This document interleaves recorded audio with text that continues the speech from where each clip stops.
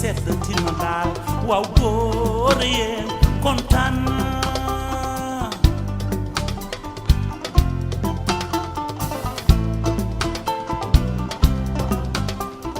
gis naa seen taxawaay dem leen bu leen ragal waaw góor yéen kontaan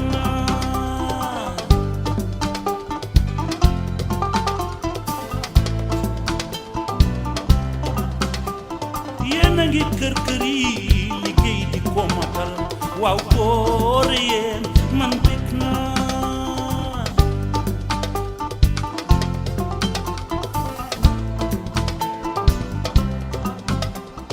nañu leen yombalal liggéeyu jàppandal te gunge leen yaakaar naa mbokk yi Modou Lo moo nekk noonu ànd ak Mansour Ba PDG Jambar Production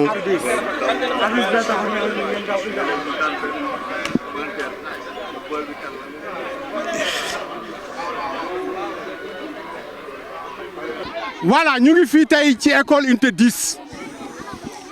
tey dans le cadre de ce programme bi nga xam ne nii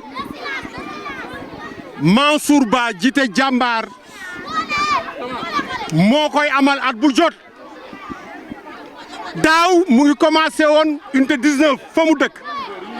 mujjee unité 10 fi nga xam ne genn wàllam doomu ndeyam fii la dëkk muy Modou Lo ren mu ne damay inversé fa ma mujjee woon daaw foofu laay commencé ren lii nag c'est pas la première fois ci action yu baax yi muy def ci école ci social ci lépp tey buñ ko doon wax tey fii la ñuy fanaan mu nekk tamit un opérateur économique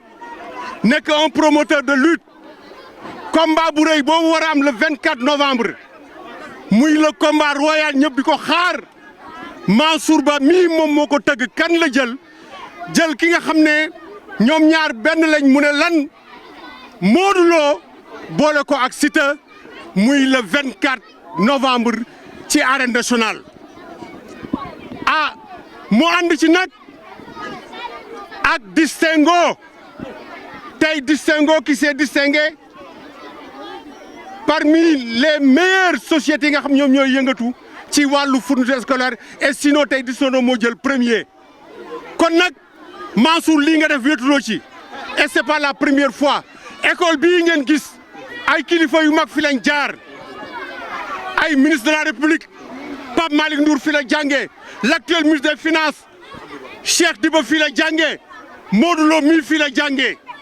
ak ñeneen ñoo xam bu ñu ko doon lim tey du jeex. di leen remercier ci accueil bu chaleureux bu ñu am fii ci école unité 10 tey bu ñuy def tey cette caravane là de distribution de fournitures scolaires commencé ko ci unité 10 c'est symbolique. Tout à fait. Parce que li may wax à chaque fois tey ambassadeur Parcelles Assainies unité 10 la dëkk tey le représentant des Parcelles Assainies bu gën a mag unité 10 la dëkk tey le roi des arènes unité 10 la dëkk tey le champion incontestable unité 10 la dëkk donc bu ñuy mener une caravane de ce type il faut que ñu commencer ko tey ci unité 10 mu wane ni tey moom dafa am lu mu représenter lu rëy ci parcelle waaw parce que moom mooy suñu premier ambassadeur di wax ni rek tey lamb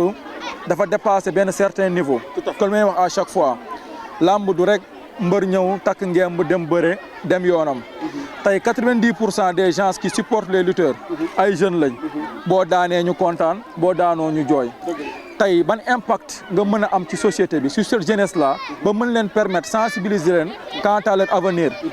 amul lu gën a rëy école pour nga def ko te ku xam Modou Lo xam ko ci social parce que gis nga le choix n'est pas gratuit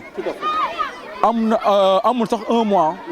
gis nañ lu mu def ak étudiant Bambey yi ci seen logements sociaux yi nga xamante ne da leen ko jëlal chaque mois mu leen koy gérer kooku tey mi ngi participer massivement ci tey développement tey la jeunesse sénégalaise donc c'est très important keroog gunge naa ko fi mu ni Corbillard may ko tey mosquée unité 10 donc ce sont des actes yi nga xamante ne tey mbër yi dañ ci war a jël exemple parce que référence dans ce domaine lu bëri lu muy def du ko wane mais il est important étant tey le roi des arènes étant tey le numéro 1 mu wane yoon bi kat ne kat ñun ci yii lañ nekk ci lii la ñuy dox pour mën a permettre ñeneen ñi xam ne nekkul tey dañ lay fay ay millions nga jël ko def ko sa poche jëm tëdd ak sa kër am na ñi ci sonn ci yow am na xale yi lay supporter yi nga xamante ne ils peuvent être dans le besoin il faut nga jàppal leen mais lii mënul woon nekk sans pour autant tey Distingo ñëw dooleel ñu muy suñu partenaire vraiment année yëpp ñu ngi ko doon def saa ñoom mais ren bu ñu ñëwee dañu yokk doole bu baax di sponsor leaderu làmb ji bu war a am le 24 novembre entre Modou Lo ak Siteu vraiment tey bu ma ñëwee fii mbégte mu rëy laa ci am di ci kontaanee ñëpp di remercier waa école bi les directeurs respectifs di leen nuyu bu baax di nuyu aussi waa Jambar production ak waa mouvement des Jambar du Sénégal bi nga xamante ne tey ñoom du ñu ménager aucun effort te di ma jàppale à chaque fois di nuyu toute la presse aussi ici présente. ñoo ngi nuyu ñun ñu fekk yëpp di ci jiital directeurs yi di nuyu yow di nuyu suñu délégué de quartier bi di nuyu journalistes yi di nuyu daal ñu fekk fi ñëpp vraiment Mansour wax na lépp parce que lii moom suñ ko defee suñu bopp lañ ko defal te ñun fii la ñu dëkk juddoo fi yaroo fi jàngee fii ci école bi ba tax na tey lépp li nga xam ne jëriñ la luy dem ci askan bi ñun bu ñu sañoon fii lay jiitu 10 donte parcelle yëpp benn la nag li waa parcelle di bañ même ñoom dañ koy bañ sax quoi dama leen wax 10 mooy capitalu parcelle quoi loolu yàllaa ko def nag du man fi laa ko fekk mais Mansour nanguwul de. waaw non kenn du ko nangu dañ ko nangu mais loolu la yàlla dogal vraiment ñu ngi kontaan bu baax xam nga ñëw fii tey ci école PAD ñu te 10 xam nga suñuy jarbaat ñoo fi nekk suñuy doom suñuy rakk ba tax na comme li ñuy wax rek Mansour lu mu yàgg di def la comme li ñuy wax rek lu ëpp lu ñuy def kenn xamu ko mais xam nga am na yi nga xam ne nag moom dafay jar fësal ndax encouragé ñenn ñi nga xam ne yàlla mën na leen dégg te duñ ko def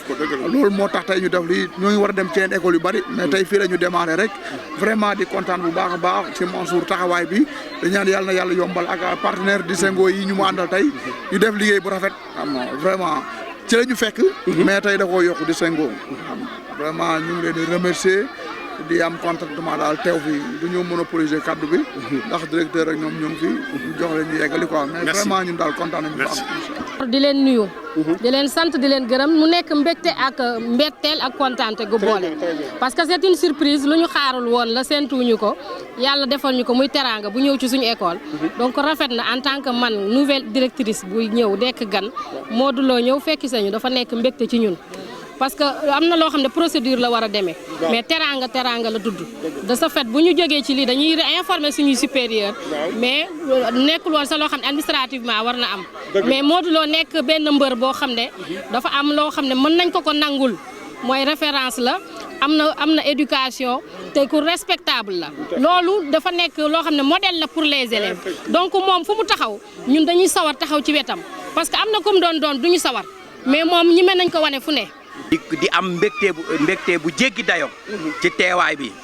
parce que daaw Mansour Ba ñëwoon na fi ren ñu ànd ak Distingo Distingo nag niñ koy bàkkee mooy se distingue par sa qualité tout à fait waaw ñu am Mansour Ba mu nga xam ne moom champion la ci mouvement des Jambar waaw ñu am koo xam ne nag ku nekk da nga koy bëgg a présenter ku nekk da nga koy rafetlu ku nekk da nga koy tiitaroo ñun suñu école ñu ngi koy tuddee école Modou Lo man su ma demee dama naan école Modou Lo laa jaay waaye tàccu leen loolu waaye Modou Lo moom suñu sag la chaque fois buy bëri dañaa fii mooy école Modou Lo fii mooy terrain Modou Lo donc dañ koy ñaanal yàlla guddal fanam yàlla may ko ndam lu rafet njortam kontaan nañu fu kontaante yem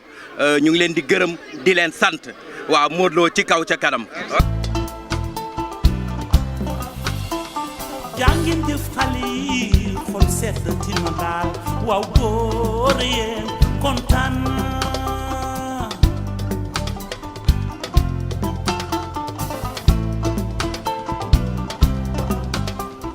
gis naa seen taxawaay dem leen du leen ragal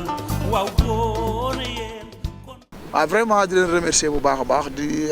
féliciter tamit Mansour ak mouvement des Jambar xam nga bii nekk 5e édition waaw mu yàgg ko def ak ay moyens propres tey ñu ñëw ànd jeg Distingo am na naan ku yokkul da ngaa wàññi te Distingo vraiment yokku na bu baax a baax macha allah xam nga vraiment ñuy collaborer tamit muy ci làmb ji ñu ñaan yàlla daal xam nga ku ci nekk gi ci sa bopp affaire bi di continuer chaque année vraiment ñoo ngi kontaan bu baax di remercier directeur yi ñu fi fekk tamit les parents d'élèves ak élèves yi ñëpp ñoo ngi nuyu ñëpp ak les journalistes daal vraiment. Vous êtes ici à l'école de l'unité 11 dans le cadre de cette tournée que vous entreprenez au niveau des Parcelles Assainies pour la remise des fournitures scolaires aux élèves. Alors vos impressions? Bon, d'abord, vous remercier et remercier l'école pour cet accueil chaleureux. Vous dire à quel point on est heureux, on est content aujourd'hui d'être ici pour satisfaire vraiment à ces besoins de la rentrée scolaire. Dire qu'on est heureux, satisfait de notre collaboration avec Distingo, vraiment qui nous a accompagnés durant toute cette journée et la journée d'après pour la caravane de remise des fournitures scolaires. Vous dire que l'innovation en matière d'événementiel ne consiste pas seulement en spectacle, en son et lumière. Il faut que les lutteurs qui sont des porteurs de voix, qui sont très aimés des populations, puissent aller dans les écoles, rencontrer les élèves afin de les accompagner, de les aider en cette période de rentrée scolaire. Je pense que c'est très important dans la mesure où les parents d'élèves sont ils sont dans des difficultés. Et si un lutteur capable vraiment d'empocher beaucoup d'argent peut les assister, et on ne s'est pas trompé de choix, parce qu'un lutteur comme Modou Lo, on le sait dans les activités sociales et citoyennes, même si parfois il ne veut pas qu'on les dévoile. Mais on a vu ce qu'il a fait avec les étudiants de Bambey, on voit ce qu'il a fait avec la mosquée de l'Unité 10 et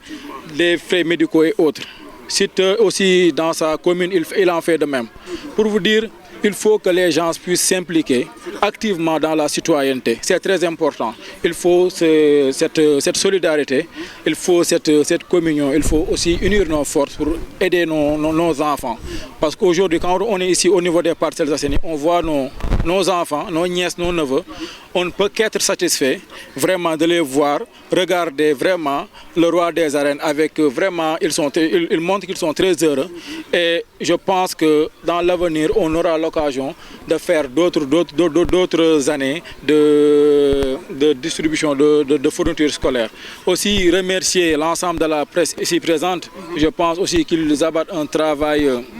remarquable parce que il nous couvre depuis ce matin et depuis des jours, depuis qu'on a commencé à travailler dans le cadre de la promotion de l'affiche royale. Et pour terminer, dire que cette campagne-là entre aussi dans la promotion de la campagne du combat royal, montrer que la lutte ne s'arrête pas seulement à l'arène nationale, qu'aussi les lutteurs ont le devoir vraiment d'accompagner les populations dans la mesure du possible. C'est ce que Modou Lo fait tout le temps, c'est ce que aussi son adversaire fait tout le temps. Aussi les encourager et les accompagner. Remercier aussi nos partenaires Distingo, remercier aussi le mouvement des Djambars du Sénégal. Merci.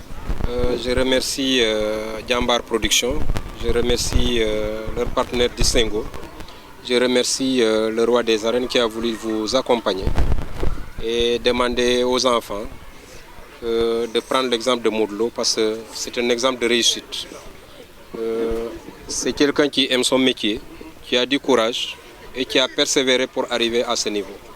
Donc chacun dans le domaine dans lequel il s'active doit faire tout pour réussir, quel que soit le domaine d'activité qu'il a embrassé. Donc j'en appelle à tout le monde de prendre son exemple et je l'encourage aussi dans ses actions citoyennes parce que c'est dans l'intérêt même des enfants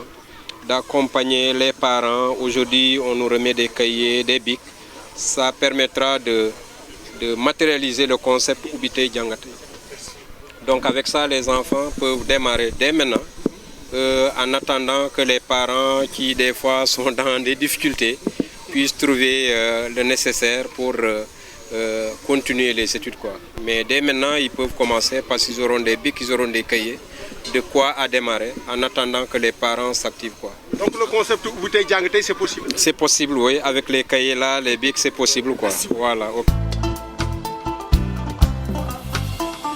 jàngin jëf xale yi xol sedd tina daal waaw góor yéen kontaan naa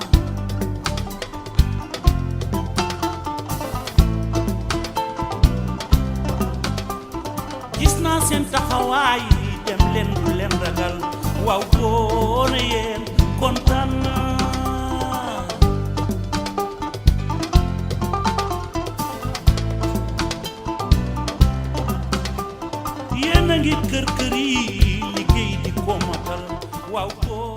loolu dinañu permettre ñu gën a sóobu bu gaaw ci liggéey bi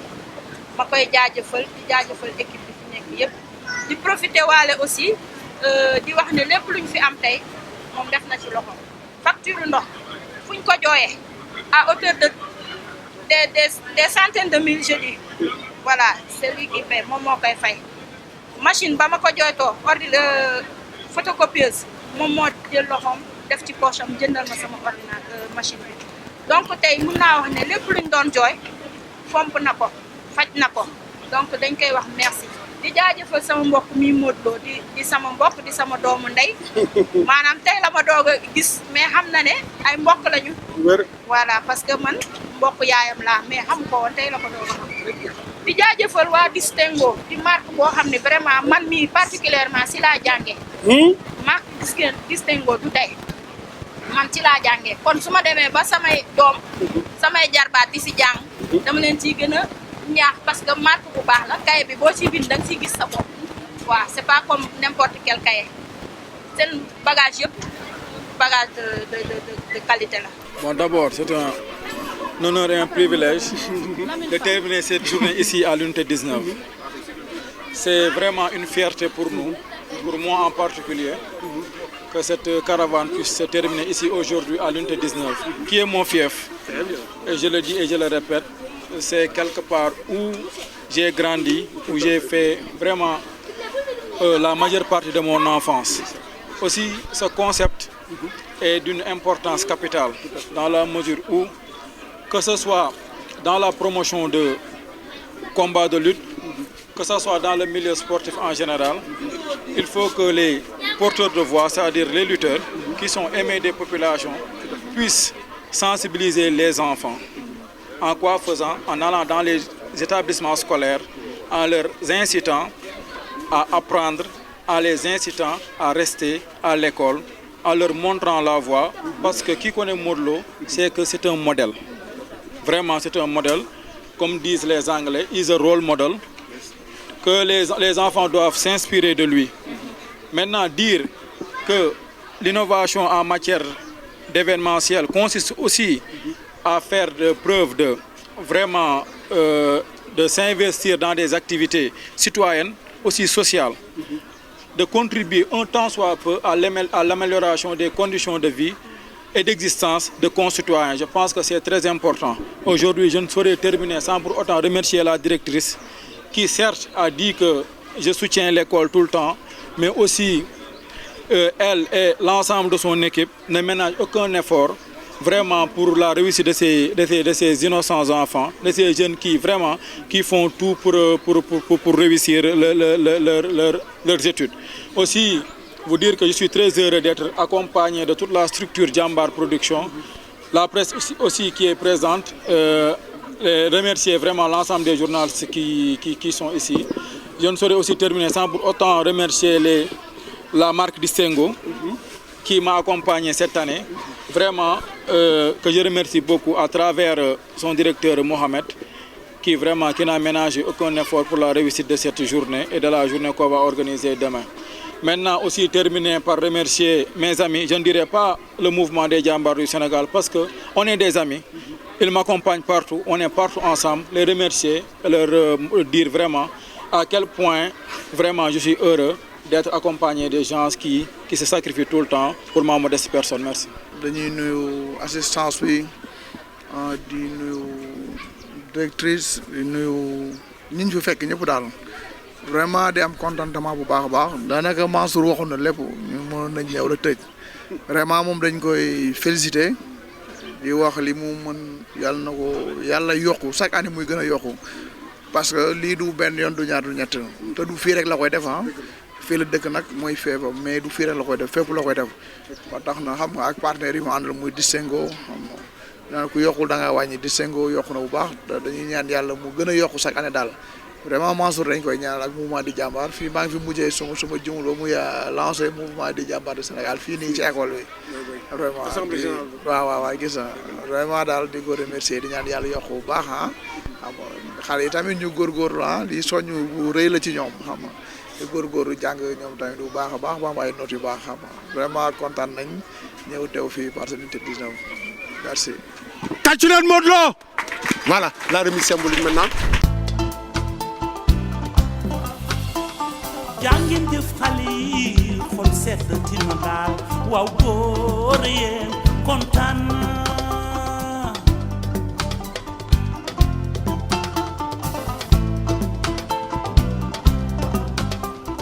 gis naa seen taxawaay dem leen du leen ragal waaw góor